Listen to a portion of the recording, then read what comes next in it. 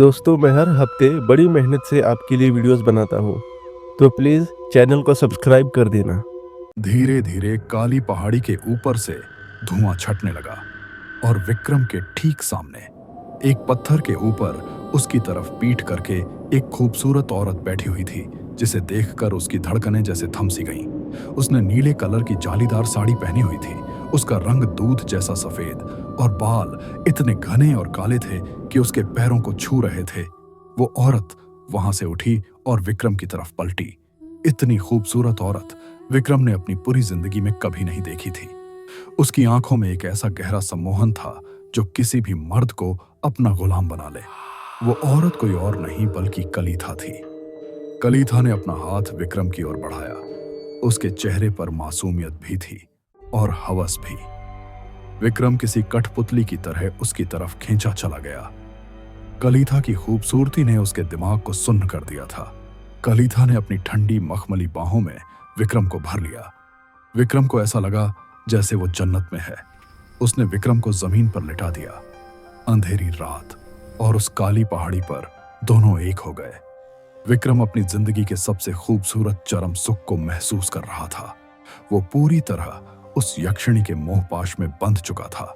लेकिन ठीक उसी पल जब विक्रम अपनी उत्तेजना के शिखर पर था, कलीथा का रूप बदलने लगा। उसका वो खूबसूरत चेहरा अचानक किसी भयानक राक्षसी जैसा हो गया। उसकी वो नशीली आंखें अब अंगारों की तरह दहक रही थीं। उसका मुंह खुला और दो लंबे खंजर जैसे नुकीले दांत बाहर निकल आए।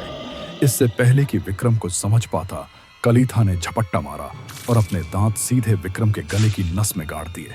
सुख की वो आह दर्द की चीख में बदल गई, लेकिन वो चीख उसके गले से बाहर नहीं आ पाई, क्योंकि कलीथा ने उसका मुंह अपने हाथ से दबोच लिया था।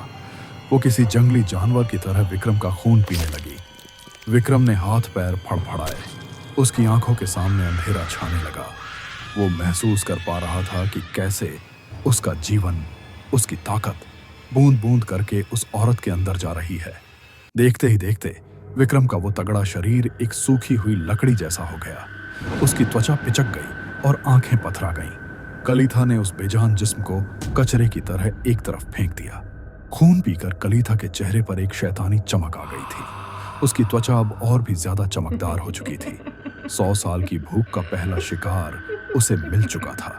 वो पहाड़ी के किनारे पर खड़ी हुई और नीचे सोए हुए भैरवगढ़ गांव की तरफ देखने लगी। लेकिन उसकी आंखों में सिर्फ खून की प्यास नहीं थी, बल्कि उसे किसी की थी। विक्रम का खून तो उसे सिर्फ ताकत देने के लिए था, लेकिन उसे इस दुनिया पर राज करने के लिए एक खास शरीर की जरूरत थी। एक ऐसी लड़की का शरीर जिसकी रूह और बनावट कलीथा के असली रूप से मेल खाती हो। उसकी खूनी नजरें गांव के एक पुराने घर पर जाकर टिक गईं। उसे उस चीज के होने का एहसास हो रहा था जिसकी उसे तलाश थी। भैरवगढ़ की तबाही का पहला अध्याय खून से लिखा जा चुका था। अब क्या होगा आगे? आखिर वो क्या चीज है जिसकी कलीथा को तलाश है, जिससे वो पूरी दुनिया पर राज कर सकती है? जानने के लिए देखिए अगला एपिसोड और चैनल को सब्सक्राइब कीजिए।